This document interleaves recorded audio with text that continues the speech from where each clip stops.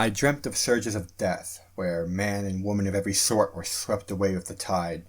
Now surely as the waves settled there, remained not one alive. Though they all appeared different, they all felt the same, limp, lifeless, waterlogged. In places familiar and foreign, it was all the same sort of desolation, and I was the only person left alive amidst a world of watery graves. Water and waves, you see, ladies and gentlemen? Well, there's a reason why they say go with the flow.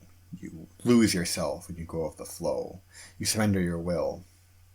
It's the rising tide that's meant to displace, dominate. It's a force that will drown you. And once and arguably twice, that's a topic for another day, well, the world was flooded to purge the apostate, and everyone in this dream of mine relinquished their lives, their very being, themselves, just to feel at ease. And I didn't know what sort of sense to make of this dream, until I recently heard about this dream that other people was having, but it was the inverse, if you could say. It was what led up to this. There was a wave that everyone was riding. Everyone was opting in to ride. It was a worldwide wave. Curiously enough, everyone was washing ashore, or not even washing ashore, but riding this wave all throughout the planet. And it had some it appeared to many Christians, had a very Christian connotation, and there was actually a bit of a counter-answer to that. I remember On Point Preparedness talking about it as a sign of the Great Deception, and this is an interpretation that I may just have to back. You see, ladies and gentlemen, about the Great Deception, well, it will be a time when I think everything that once held intrinsic value would be uprooted. Everyone that once held traditional beliefs, really, everything that bound them to what they were, they would cede control to a global tide, if you would. This is the time that I'm talking about is the time of the days leading up to the last days, if you would. A time when the Great Deception readied the world for the advent of the Antichrist, where no one would no longer stand for anything. Personal accountability would be at an end. Herd morality would really dominate the day, as is happening now, where the burden of actually being yourself would be something that you'd cast into the dark depths of the ocean. An ocean with a rising tide. An ocean that consumed my dream and flooded everywhere that I knew. And again, these foreign places too, all across the world. In among a few other dreams, it took me a while to make the connections. And it turns out that it's the conclusion of this coming, if you would. This omen of the Antichrist. And ladies and gentlemen, the day is coming, and it is almost here, where the Apostate Church, well, take a drive around your city, and what do you see?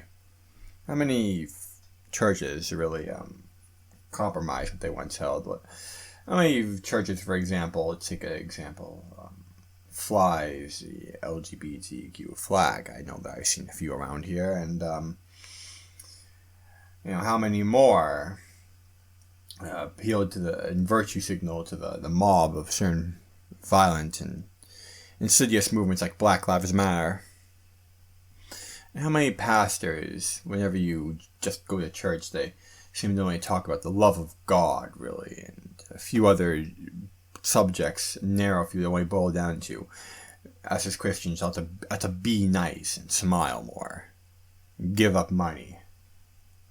That does no one any good at the end of the day. In the time of a great deception, you will be fed lies of great appeal, but lies that ultimately don't edify. There will be a time when the light and salt of the earth vanish, and no one will be stumbling about in darkness, and though information flies ever so freely, as never done before. The time is coming via this World Wide Web and all the surfing that we're able to do upon it, no pun intended, that it'll be a time of herd morality, yes? One where the Antichrist will use this World Wide Web and all of its strings to manipulate the masses politics, and all of these things. I remember once when the internet was a time of the decentralized spread of information.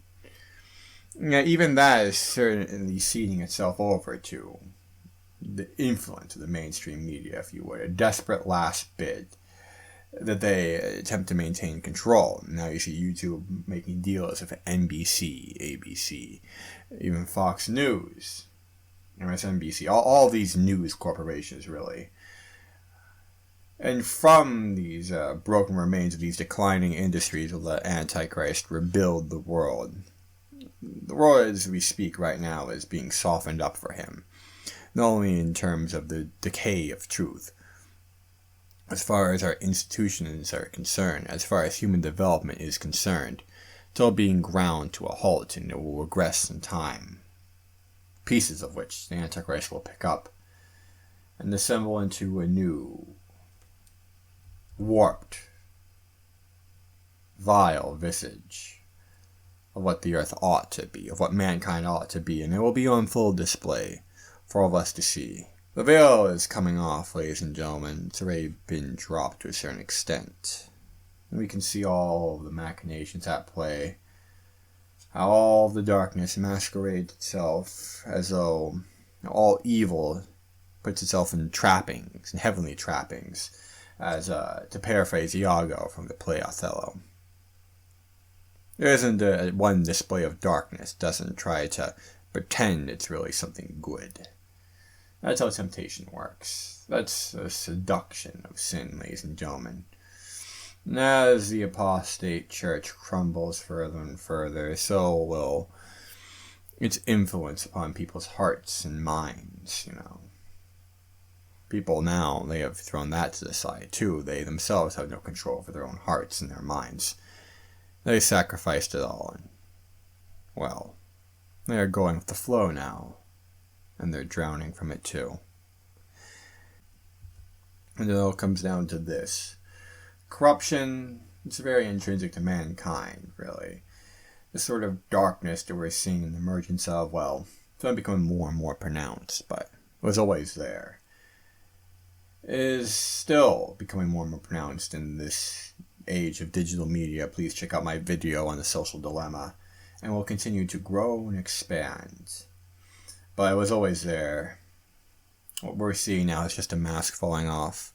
And the video game background I'm providing for you, if you're watching via a video service, is bloodborne. The concept being that many of the afflicted creatures that you see, the wolves, well, corruption was already set in their hearts and their minds, and the blood that they would imbibe, if you would, to rejuvenate themselves and maintain great vigor and health, and in overdosing in this, in giving oneself over to carnality, to one's own bestial nature, they would begin to transform where their innermost reality would reflect their outermost being. But now then, to come, ladies and gentlemen, will be a discussion on dreams themselves and what they mean, and the concept as a whole. But if you enjoyed this content, please like, comment, subscribe, all that good stuff. Or on Instagram, we.r_wicked. And find me under Wicked Generation at LBRY. I'm also on BitChute, Wicked Generation, and here on YouTube and Spotify. Spotify being the show We Are Wicked. But thank you all, and until the next time.